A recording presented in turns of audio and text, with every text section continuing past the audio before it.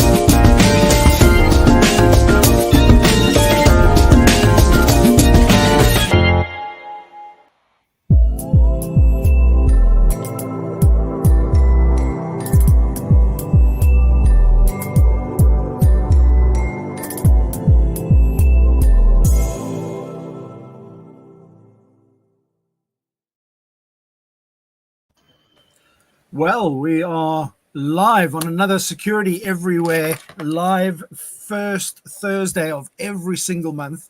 And these guys are bringing you insane value when it comes to information and how to make sure that you are protecting your business. So without further ado, we have the wonderful team from Security Everywhere, as well as a surprise guest. And also Hannah Koo from the Cyber Resilience Center, who's going to be sharing their wealth of knowledge, and obviously the wonderful Ben Beer, who's smiling away, as you can see already, and the wonderful Sheldon Reynolds from Security Everywhere, and both of them bring a wealth of experience. And this is your opportunity where you can learn, go and ask questions. So please drop your comments in the comment section on either LinkedIn, YouTube, Facebook, and now Twitter as well. So we're live on all four of those platforms. So choose where you want to watch it. You can watch the replay, and you can drop your comments in afterwards, and we will get back to you should you have questions about the content today. But today is all about supply chain. So Ben, I'm going to hand over the reins to you, and let's roll with this, because I know people have got a lot to learn on the subject. Mac, thank you very much for the welcome, the introduction, and for making this all possible for us. Just tell us a bit more about the great work you do on LinkedIn and how you do it. As you can see, it says there next to my name, the LinkedInexpert.com is where you can find me, or just on LinkedIn. I specialize in helping people build a business strategy using LinkedIn as a tool. Because there's a concept called 1990, which currently that basically means that only 1% of people are actually posting content on LinkedIn. About 7 to 9% of people are those people that like, share, comment, as an example, engage, and then about 90% are the voyeurs, the ones that watch. So they are looking for that know, like, and trust factor. So we help you become the go-to expert and authority in your space on LinkedIn. But cybersecurity is such an important thing. Because on social media, we are at risk every single day, and it's so easy for people to be taken advantage of. So this is why I show up every single month, because people need to know about this stuff. So that's me in a nutshell, Ben. Oh, bless you, Mac. Thank you. Thank you very much for making this possible and using your expertise so we can actually reach out with our message, with our insights, giving people an opportunity to ask questions, to learn, and not just protect themselves, but spread the word and protect each other as well. So good morning, good afternoon, good evening, wherever you are watching this session.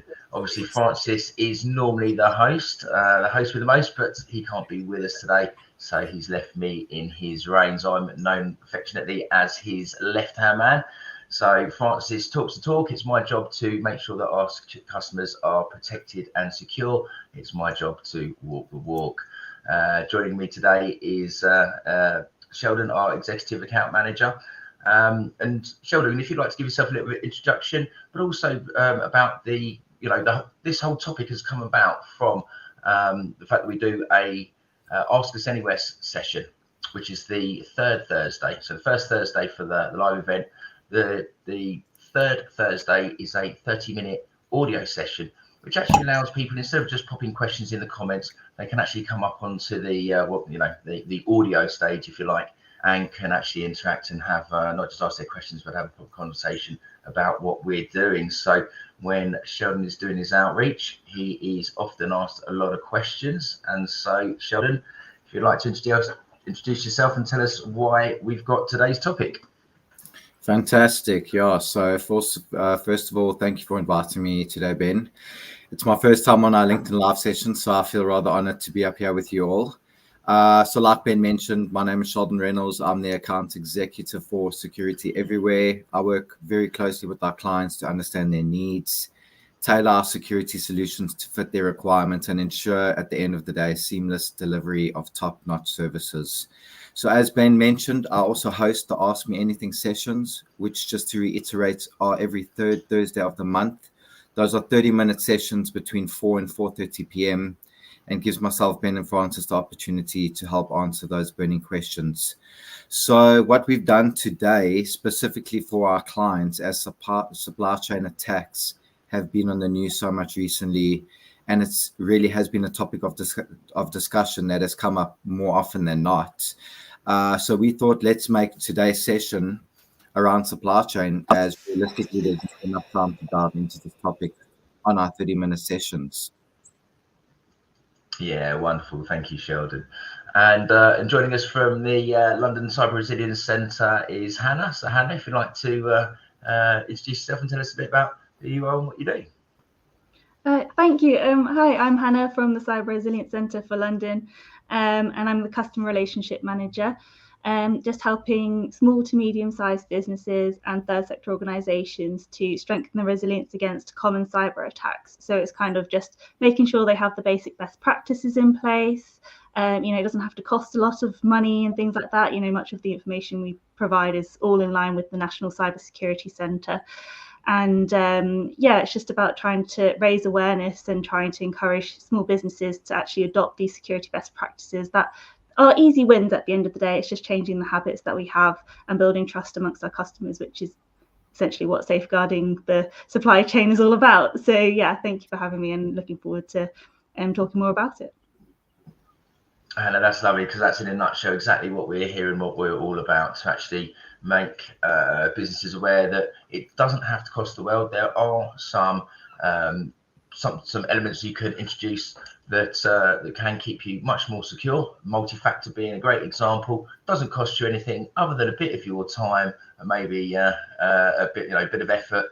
but it makes such a difference to the level of security on your accounts, and it's something that's so simple, but it's actually driving that message and building up that trust that cybersecurity is such a varied and sophisticated topic now. It's having some go-to resources that are there to, that they can trust to look after them. So thank you very much for joining us. Now, I'm full of smiles today because this is actually a great topic for me. And it's because what we'll get to find out through the course of the session is that actually this is where we can use cybersecurity to actually empower our business. So instead of it being a cost, a necessity, something that you must have to keep your business safe, this is where we can actually use cybersecurity and having those protections in place to gain more business. We can actually use it as a business driver so that we can go out to companies and say, we are already secure, we are already, we have the defenses and the structures in place to make sure that if we're going to be part of your supply chain, then we will be, then we are the guys for you because we've already got those protections in place. So without further ado, Sheldon, the first question is quite simply. Yeah, so I think before we dive too deeply into the topic, I think it's if you can just explain to us what exactly is supply chain attacks. Okay, so there's been a number of supply chain attacks that we've seen in the news, and supply chain attack can be anything to do with the resources that a company uses in order to do what it needs to do to achieve business. And while a company can make sure that their own internal systems are protected and safe, if they've got a third-party supplier, they need to know and rely on that supplier having secured their services and their systems. So they come in a variety of different forms of supply chain attack. So it could be that a third party has access to your systems to be able to upload data, download data for analysis, or for things like payroll, where there's that data interaction. And if they've got credentials, they need to make sure that they have been properly secured so that a third party isn't going to breach, so an attacker isn't going to breach those third party credentials to gain access to your system. So that's the most basic form of supply chain attack. They compromise somebody else's credentials to access your system. So it isn't any of your staff or anything that your guys have done, it's the third party. But it actually becomes much more sophisticated than that. The latest one that's been in the news recently, it's affected the NHS, it was British Airways. I think the count is over 2,000 organisations have been affected by this. And it's the MOVEit bug. So the Clop ransomware gang found this exploit in a file transfer service, and it's for securely transferring large amounts of files. So it's used quite extensively among big corporate companies, particularly with locations in different parts of the world, to securely transfer those files. They think that the Clop ransomware gang had actually found this exploit about 18 months ago, have been working on it, developing it, looking at all the potential customers or the users of the MOVEit system that they could then exploit via this bug that they found. And then in one big swoop, they went out and they attacked all these different companies using this system. So this was a very, very planned, targeted attack using a common vulnerability, but it was in a third-party system. It was in the technology system that all these companies were using, expecting it to be secure for transferring their data. So again, in this case, it wasn't actually a person's username and password that were compromised. It was actually a vulnerability in the system they were using. Okay, so then we go one step further, and then you've got and particularly it's the North Koreans. They go after software companies, and what they try and do is hack the software company, and they infiltrate them, however, via compromised credentials or social engineering, maybe a server vulnerability. But once they're in that network, they inject their malicious code into the software update. So all the people running that company's software, when they next get their update, which they think is to fix the bugs and to keep them extra secure, it actually uploads malicious code, which then wants a backdoor. So that's what we saw with the SolarWinds attack that happened, I think 18 months, was at the end of 2020, beginning of 2021, where seven US government departments all got compromised. Microsoft was compromised. The White House, their IT systems were compromised because they all used this system called SolarWinds, and the attackers managed to compromise the SolarWinds organization, inject their malicious code, and when that update rolled out to all the users of their system, it then uploaded a backdoor which allowed access. And it was actually in fact the Chinese and the Russians that were in on that one. But again, it's the point that by accessing and infiltrating the supplier, they then get a whole magnitude of customers. So instead of having to hack 2,000 different organizations, you hack one organization and it gives you access to 2,000. Coming down and making it a bit more relative to the small business user space, there was a big hack on a technology supplier to MSPs, managed service providers. So small to medium enterprises that don't have internal IT staff very often outsource their IT to a managed service provider. And Kaseya provide a system that allows remote access to the customers of that MSP. So all the small businesses that use the IT company to provide their services. And by compromising that one MSP, suddenly they had remote access to all their customers that they have remote access to. And in fact, it wasn't just MSP, it was thousands of MSPs that were all using the Kaseya system. So you see they hacked one company and one system. That was then used with a variety of different MSPs. And then that then goes out to all their customers that they manage. So now you're actually going 3 levels deep in a supply chain attack. So we can see that actually the focus has become on hacking the supplier, because it allows to actually get you far more outreach than if you were to do it with those companies individually. It also puts a lot more pressure on the company that has been hacked, because they're now in the public eye, that their system has led to the compromise of lots of other companies in terms of being able to extort them for money and get ransoms and extortions from them. So, Sheldon, would you like to introduce our next question? Yeah, no, sure. Thanks for the answer to that. That was extremely insightful and really in depth, very helpful. In saying that, another question that I've been asked actually a few times is, people ask me, are they actually a part of a supply chain? Okay. Yeah. So with the, sorry, I was just trying to find my mute button. Sorry. So with the, am I part of a supply chain? So if you're part of a supply chain, it's whether you're accessing any customer data. Are you interacting directly with their systems? And what services do you provide to your customers from a data and from an information point of view? Now, Hannah, I don't know, with your exposure to the small businesses you work with in the London Cyber Resilience Centre, is there anything that you commonly get asked about, or the inquiries you have in terms of protecting yourself as being part of a supply chain? So yeah, I mean, you know, with a small business, a lot of like criminals are now hacking into the small business network first, because they know the larger organizations have and can afford to have like bespoke security solutions, internal processes, and tech support and everything like that. So they're trying to get themselves through the supply chain first via the smaller businesses that might have weaker security.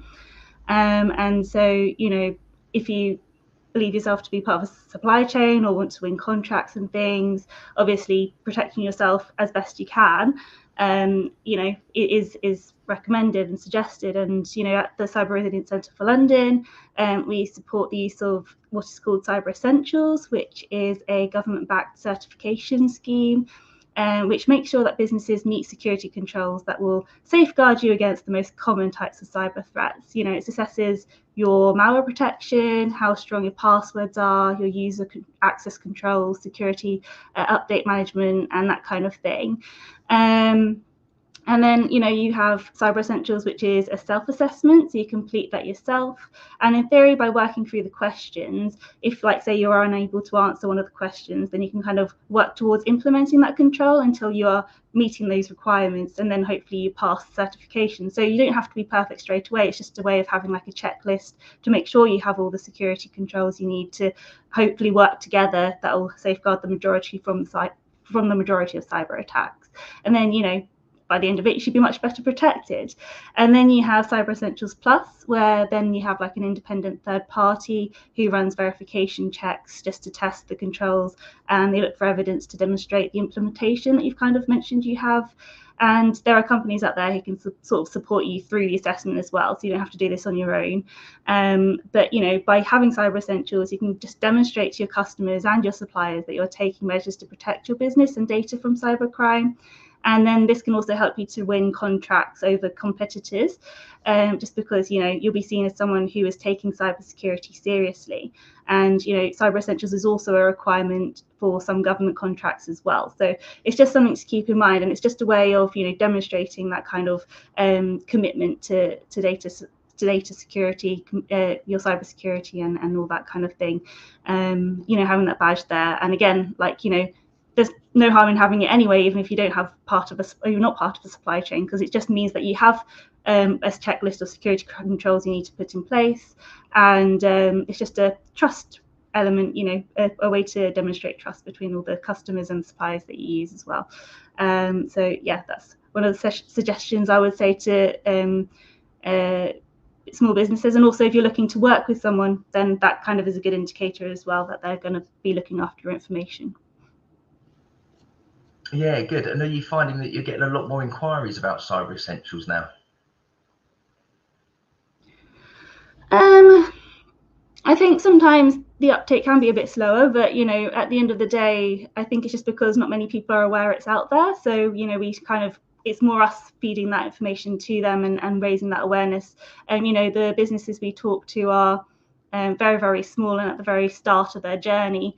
And then I think the ones that kind of are doing a bit more like office-based job places, they obviously are aware of these cybersecurity controls they need. So they do have those sort of measures, but they don't necessarily know that they could take up a certification to demonstrate all this. So that's where we kind of come in. We go door to door actually talking to the businesses and let them know of all this information. And so we actually raise that awareness that Cyber Essentials is around. And yeah, there's been some people who have like come to us to ask for it. You know, we took it up ourselves. And it's just a way of just knowing that we've got the security measures in place. And it's a nice kind of team exercise as well. You know, if you've got some people in the team, you might want to just sort of make sure that they're doing all they can to safeguard your information as well, you know, using two-factor authentication. They're updating their software regularly, using strong passwords. So it's a good little exercise as a bit of a audit control, I guess, every year. But yeah, I think the uptake is still quite low, but at the end of the day, it's just about raising awareness of what it is. Yeah, good. No, it's exactly that, because I think people automatically assume because it's to do with cyber, there's going to be a big cost attached, when actually it's just more like getting the basics in place and making sure they're being adhered to. So like you say, it's almost a win-win where you're doing a self-audit to make sure any new staff or, you know, any that everyone is actually following the right procedures, using the right systems to share data, having the multi-factor, obviously absolutely essential. But then it's the win-win that you're actually demonstrating that to your customers, and again, actually actively promoting it. So what we found is that over the last 2 years or so, gradually more and more customers are coming to us saying, right, you provide our security, do we tick these boxes? And from a supply chain point of view, we're actually seeing now that some of the customers that we work with are actually having to fill in forms to say they adhere to certain standards in order to be able to be a supplier of this larger organisation, very often government or a public body like the NHS, which is great because that means that they're helping to drive the awareness and these standards forward. but it's actually realizing that it doesn't have to be a big expense to get these things in place. And then once you have, you can actually use it to promote your business. So we had one that it was a recruiter. So they don't actually interact with the company's business per se. They just literally send CVs. That's all they do. They don't have a login. They don't actually, extract any data or upload it directly. It's just via email. So we went through the document, and it was very corporate for all the customers, suppliers and clients that do actually connect into their systems. And we were able to go through and say, well, only that question is relative. They went back to their prospect client, who then actually came up with a secondary providers list. So rather than being ones that are fully integrated, and they actually had a supply chain assessment, basically written towards actually what their interaction was. So there's so what we're seeing is that the big corporates will come out with this big generic list of things that they require, when a lot of it won't be actually relative to the company that's going to do the supply. So again, having the Cyber Essentials is actually quite a shortcut for that, because it says, well, we've got all the basics in place. We're not actually going to be doing these bits which you're worried about, which have the biggest attack surface, and therefore we are ready to be one of your suppliers. And yeah, so we actually get to use cybersecurity as an advantage, as a business winner, and as a driver for growth. So thank you for that, and please keep up the excellent good work on providing the Cyber Essentials, because it doesn't have to be extremely expensive, and it does give you that safe peace of mind that at least your organisation is secure, let alone being able to supply to other companies. So moving swiftly on, we're coming up to nearly halfway through the session already. So as Mac suggested at the beginning of the session, we have a special guest with us today. He has been on one of our previous LinkedIn Live sessions, so you'll have to go back and look through for the previous recordings on the Security Everywhere LinkedIn page if you do want to see his previous trick, and it is absolutely mind-blowing that he did on one of the panelists. But without further ado, may I introduce Magic Martin. Thank you very much, Ben. And yes, hello there, one and all. So I have, over the last few months, been working with obviously Security Everywhere to just share knowledge, essentially, because from a magician's perspective, it's all about using a lot of the skills and a lot of the techniques that cyber criminals use, such as social engineering and phishing, in order to achieve what I achieve. Obviously, I do it for entertainment purposes, and do not actually leave you any worse off than I find you. But it's still very much been an interesting process, and hearing the insights into kind of essentially how people can take things that I do and use them in malicious ways, and how we can find ways to protect ourselves against that as well. So now with this, so today I'm going to do, I've been thinking about what kind of trick to do linking to supply chains, and I've decided I'm going to do something which will link each and every one of us right now, and everyone is going to be able to get involved with this. So I want you all right now to grab your phones for me. And when you've got your phone, I want you to go onto your calculator for me, because we're going to do this all together right now. We're going to come up with our own special, unique number for this moment. So I tell you what, Hannah, I'm going to start off with you for this one. So Hannah, firstly, we are going to work out your birth number. Now, I define a birth number as being the day you were born, multiplied by the month, multiplied by the year. And I do appreciate it's rude to ask a lady her age, Hannah. So I'll leave it up to you. You can give us a false date of birth or your actual date of birth. But what year would you say you were born? Had to find the unmute button there. I'm in denial about my age, but maybe I shouldn't be. I need to appreciate. Give us any year you like. Any year you like. Let's throw in 1990. 1990. So all of you on your calculators right now, put in 1990 and then hit multiply for me.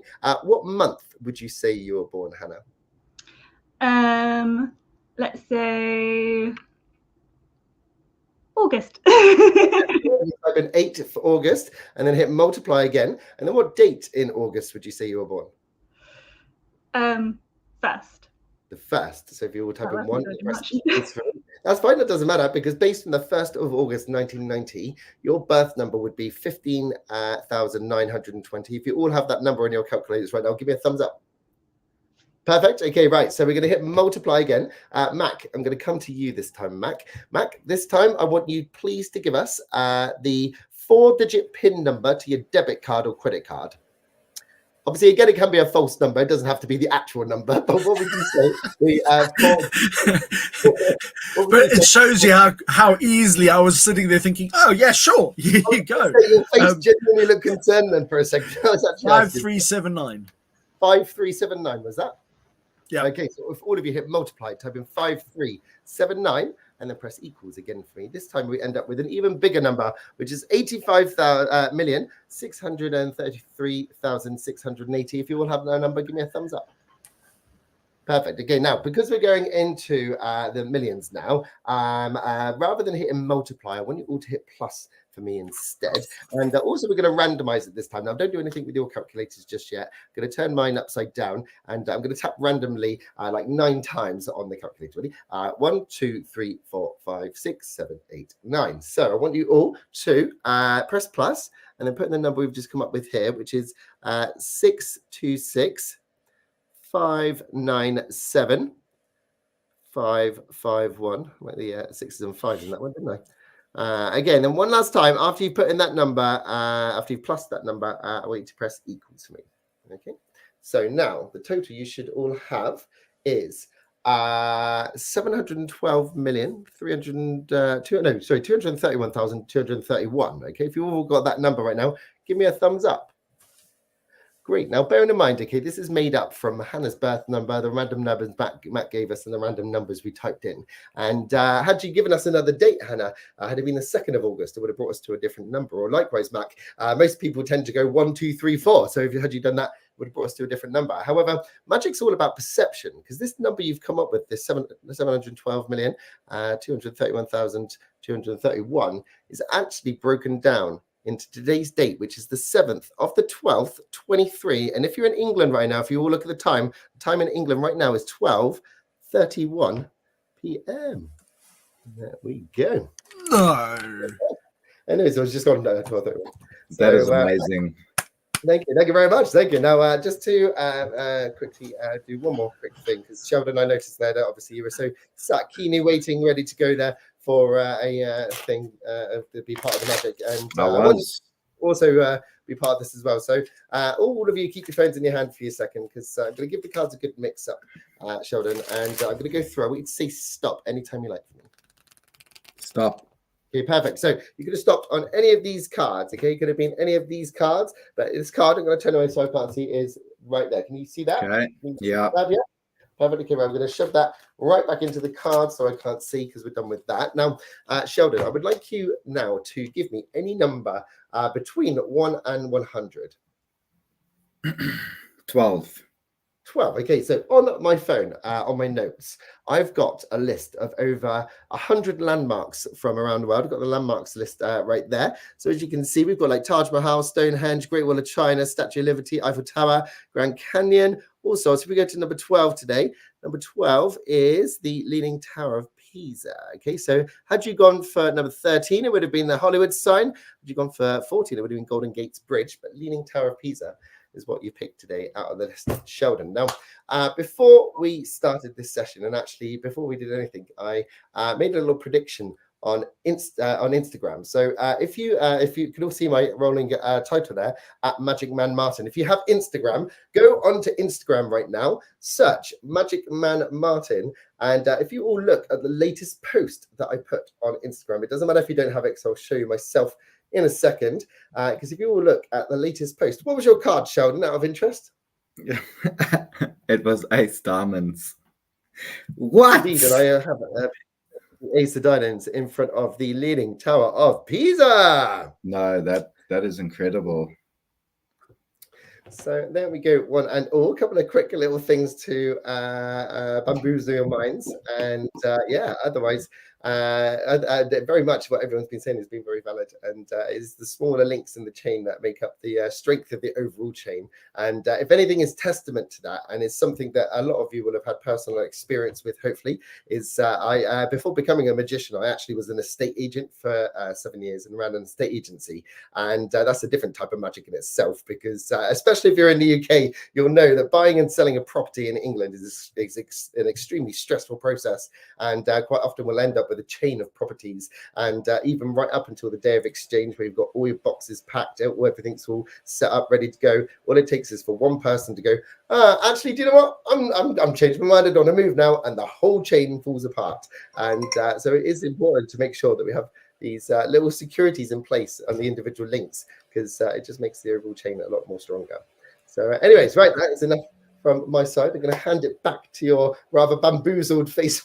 Mac, you look like you did. I'm sitting here thinking, I mean, this is just nuts. But I've just been on your thing. And now that you've been in the property industry, is that how the Leaning Tower of Pisa I mean, did you do that too? No, I combined skills there, combined skills. Martin, absolutely fantastic. Thank you very much for giving up your time and joining us. But also the how you made it so relevant as well. And you absolutely nailed it. Where you said about how it's all this, you know, the security of each part of the chain, makes up the overall security. I think really interesting. Oh, sorry, go on. Go on.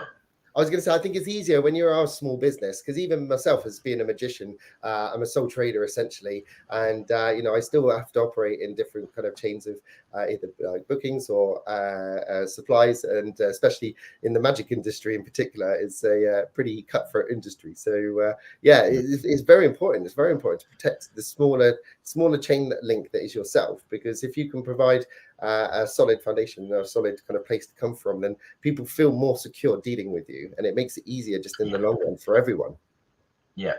So that comes back to exactly what Hannah was saying about building up that trust, and I guess particularly why we really like the way that you engage with people on the LinkedIn Live is because of the social engineering element, which is absolutely fundamental to the attacks that go on, the phishing.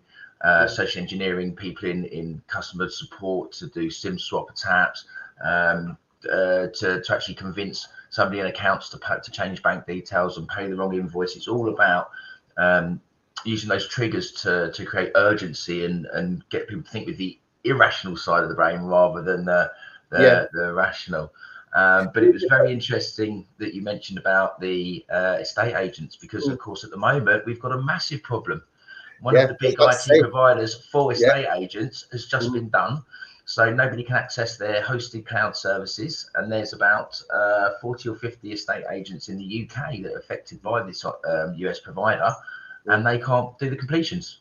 So they're now all about to get sued and fined for breach of contract for not being able to complete on time, when actually it's nothing to do with them. It's their provider that's been hacked. So there's going to be a big fallout from that one as well.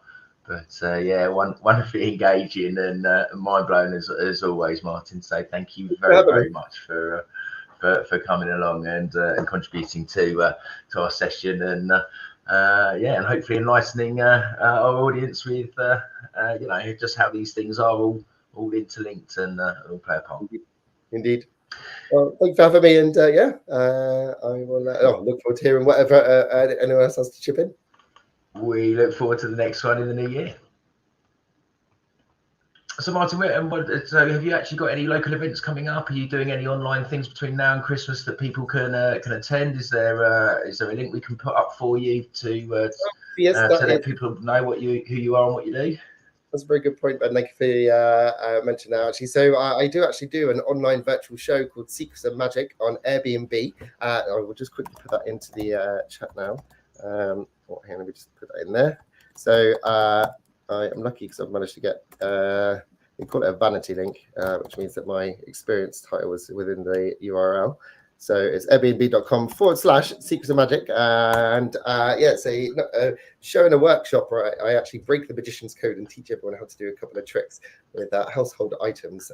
So it's great if you are kind of spread out, if you are kind of a remote team, or if you are operating remotely, or you can't quite see the family this year because they're in a different country, then it provides a great fun way of being able to connect with people around the world and have a bit of fun. Yeah, lovely. That's wonderful. Thank you very much, Marty. Right, so moving swiftly on, we've only got 20 minutes of the session left. Time just flies, as we've always got so much to talk about and so much to get through. But Sheldon, so if you can take us to our next question, please. Great, thanks. Thanks, Ben. Sorry, I'm just trying to find my voice again because I'm a little bit lost for words after what Martin just did, to be honest with you. That was pretty incredible. But as a business owner or someone working in a company, their question might be, what is my supply chain? Yeah, very good. So again, it's looking at all the companies that are interacting with you in terms of if they're actually providing data, if they're actually using your data to provide service. So that's where payroll, HR, those sort of where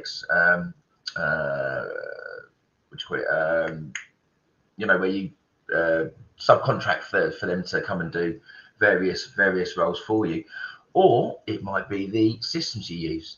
And of course, we're always going on about how important it is to keep systems updated with the latest patches, with the latest updates to prevent security breaches from vulnerable bugs.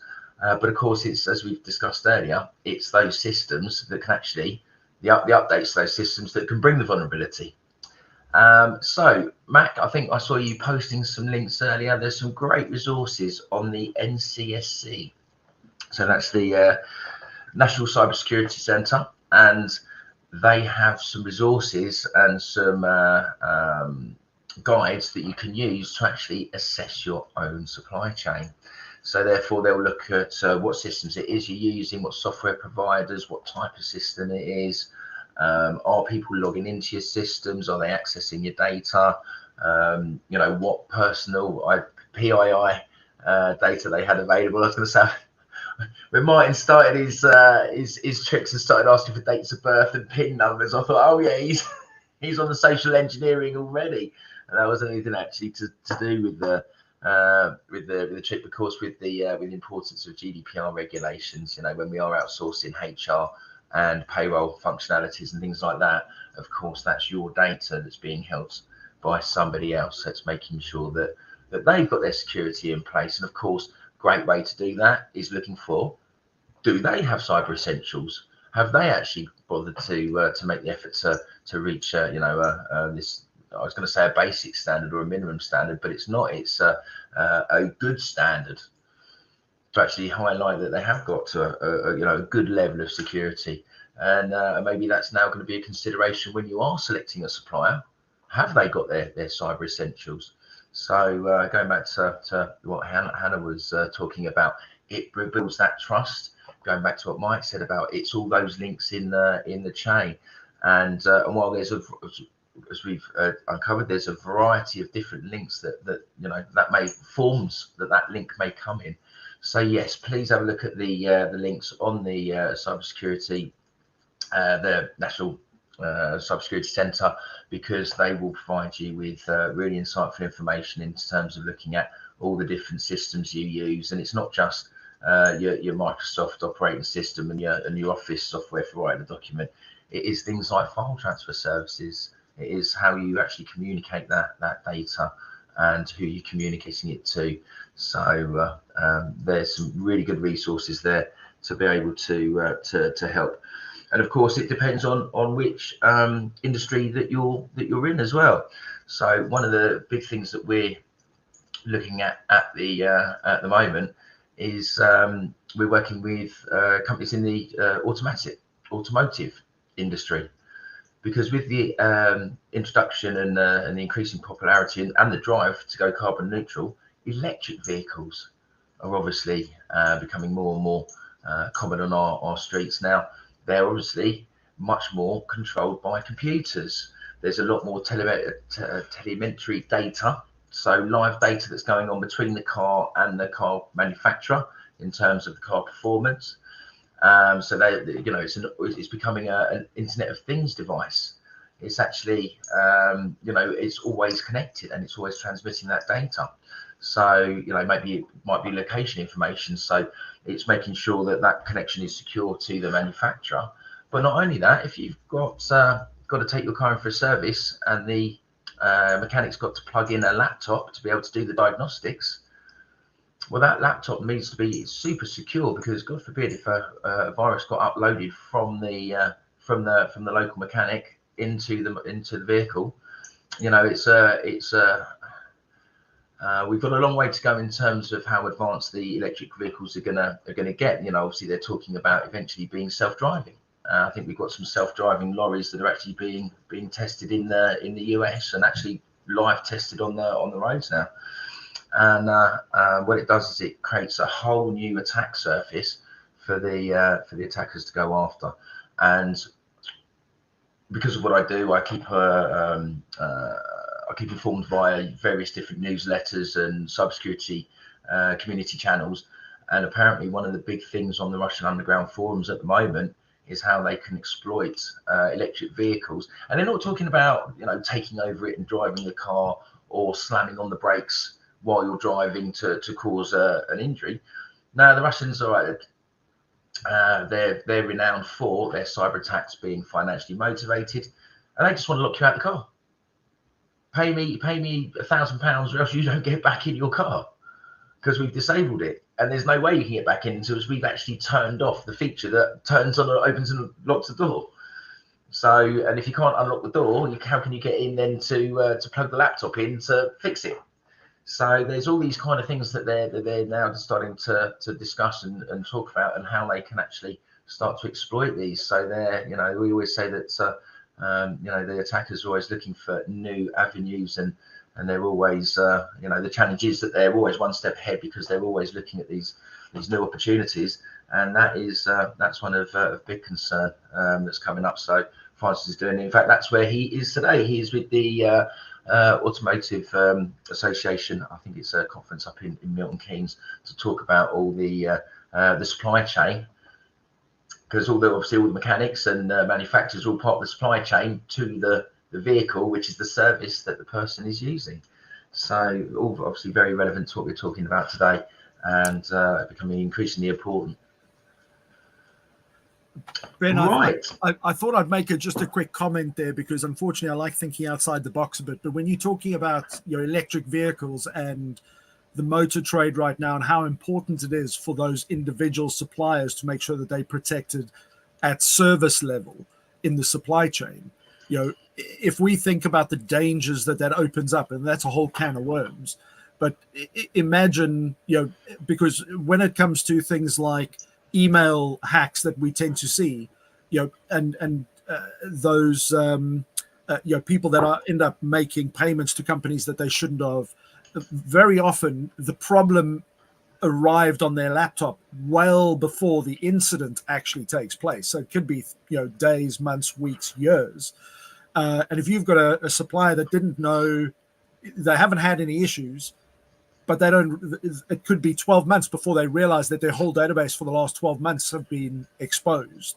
And if you think about, right now, I work within security and crime as well, especially residential and commercial, and you look at people going out and they're taking special scanning software out to people's homes to go and steal high value vehicles. Now they don't even have to do that. They can just sit at home and go auto drive, just drive all these cars onto a truck and sit somewhere, anywhere in the world.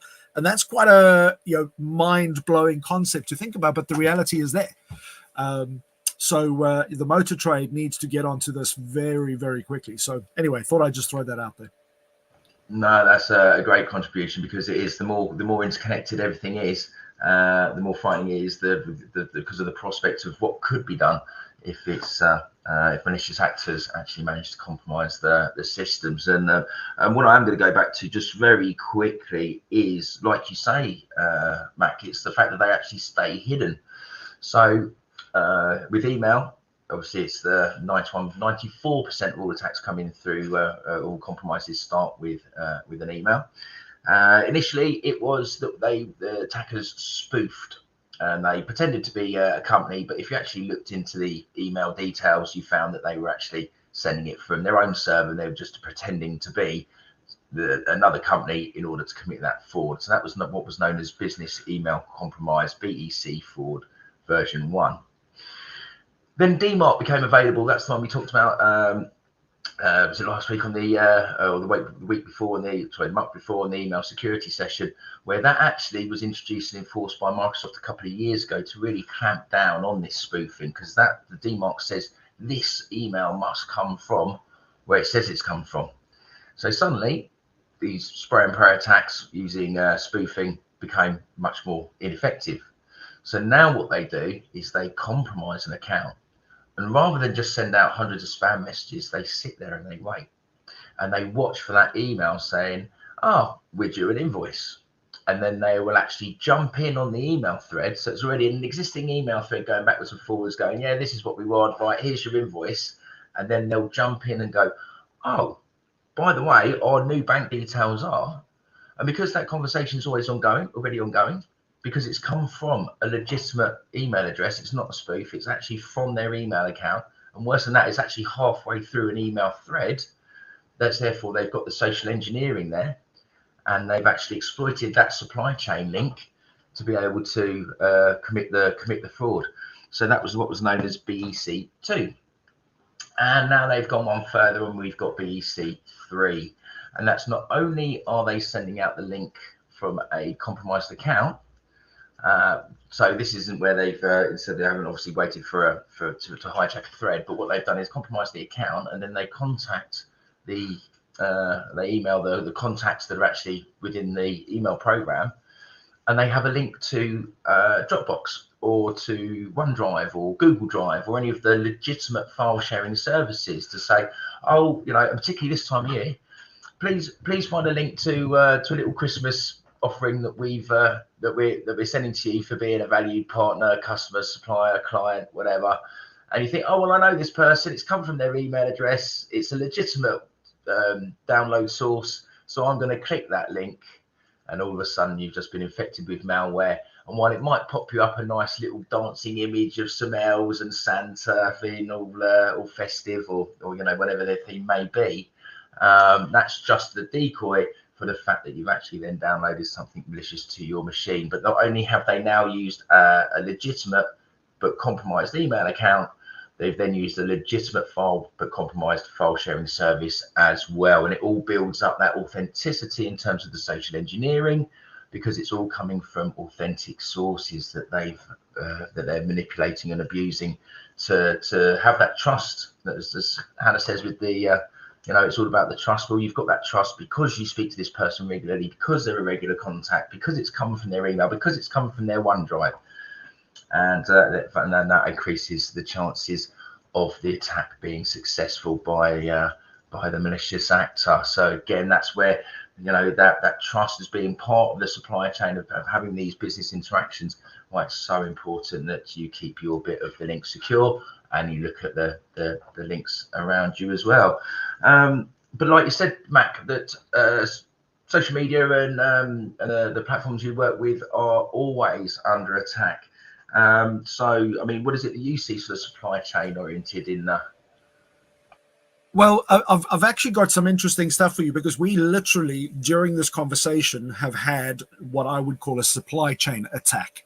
And let me kind of explain how that works, because one of the big challenges is there are a lot of companies that outsource their social media, as you know. And the problem with that is people don't often ask the question about, how are you, and this is the question I always ask when somebody says to me, oh, no, we've got somebody who does it for you. I'm like, okay, that's great. What are the security measures in place? And it's like, it never crosses their mind. And they just assume, well, they do everything for me. I'm assuming that they are protected. And it can be somebody or five who's running off his laptop who doesn't have anything. So you really have to think about who is in that chain. What protection do they have in place? Because I've seen people. So LinkedIn, as an example, is it's somebody's online reputation. It's a company's online reputation, and I've seen accounts shut down by LinkedIn because of weird activity or superstitious activity or whatever. It's not quite the word, but you know what I mean. Superstitious activity, but. And these things can cause issues. So one of the things that's literally just happened during the session, because if we think about it, LinkedIn's part of that supply chain, but it's one part that we don't have a control over. So we really have to think about what we put out there. So when Magic Martin was asking all those questions, so easy to put that information out, not thinking about it. And like you were talking about, these links that people send out with the dancing Santas and all those kind of things. I'll give you 3 examples of what has happened during the session.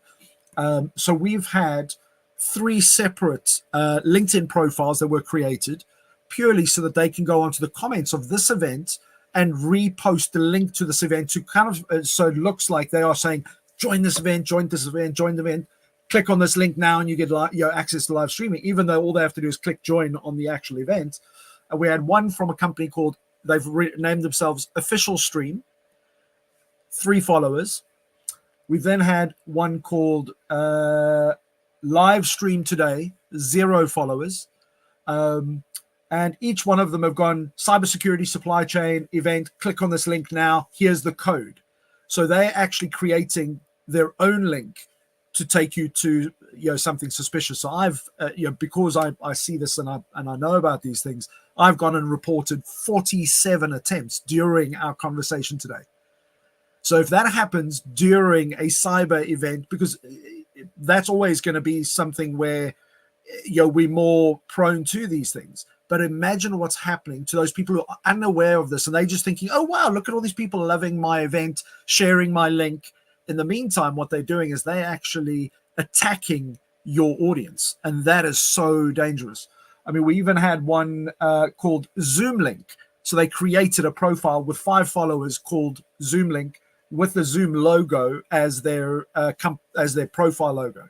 So all these things, like you say, they look so official. It's so easy. You want to join the event, you just click, but you're opening up. So just I'm going to be tagging LinkedIn into some of the comments to kind of go, hey guys, this is happening on your platform. And how are you protecting other events? I mean, we know about these things, so we know what to look for. But what about all those others? So anyway, thought I'd just share that with you, Ben. I'll send you the PDF of the printout of all the links that I reported. Mac, we've got to have a private chat about this, because I know that one of the big things is that people share their LinkedIn details with a third party in order for them to do the updates and what have you, like you said. But the fact that they're actually spoofing us to be able to provide a malicious link, so people think they're joining to be secure or to improve their security, and they're actually being exploited. That is just so as the security manager, gosh, I don't know, I can't know everything. Well, this is the thing is just phenomenal. Yeah, and the fact that this is something that people can do on LinkedIn so easily, and for us it's easy to spot these things.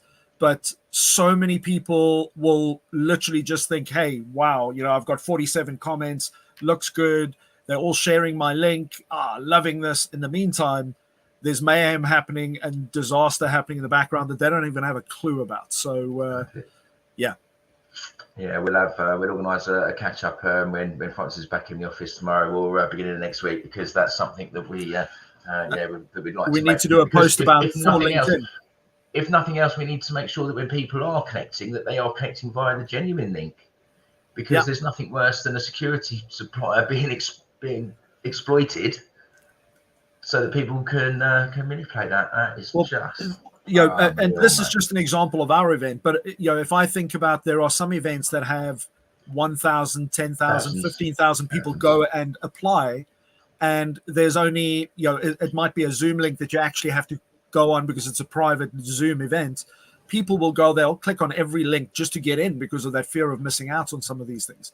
And that's where the big danger massively lies. I mean, we're a little bit more aware, but just imagine what's happening out there if this is happening so easily. Yeah.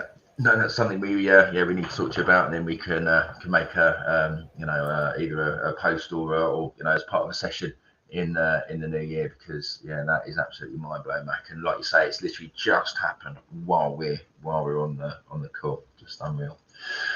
Right, on that bombshell, I see we are coming up to the end of the event, Mac. Thank you for making this possible. Without you, we would not be able to do this. So your time and effort is very much appreciated, and your insights, because it's this is what we use, and what we do as part of a small business company that's working with other small businesses. It's resources like this that are becoming an intrinsic way of communicating with our customers, and but also not only that from the point of view of sales and security everywhere, and I know from the London Cyber Resilience Centre, it's also about promoting good practices and just enabling people to protect themselves in order to if nothing else, make the world a better place. So Hannah, thank you very much for joining us and giving up your time again. It was very insightful from the to hear your interactions with the Cyber Essentials and how that's being promoted to improve everyone's security. Magic Martin, you have blown us away once again, and we very much look forward to having you on board again with us. And all the best of luck with your Christmas sessions and the Airbnb Secrets of Magic remote sessions. It's absolutely brilliant. And Sheldon, if you'd just like to remind us one last time about your Ask Us Anywhere session. Yeah, so just to remind everyone, that's every third Thursday of the month, as you can see below. Every third Thursday of the month, 4 to 4:30 p.m. It's a 30-minute session, so we'll see you there. Wonderful. Right. So I just remember to thank everyone for attending the session wherever you are in the world. You can always come back, and if you missed any of the session, it will be on the Security Everywhere LinkedIn page, along with previous sessions if you do want to go back through, particularly to find Magic Martin's previous appearance with us. And thank the panel and everyone for joining us today, and just wishing you all a very cyber safe festive period. We look forward to seeing you in the new year. Awesome stuff. Thank you so much, everybody. Have a great Thanks, guys. December, and be safe. Bye.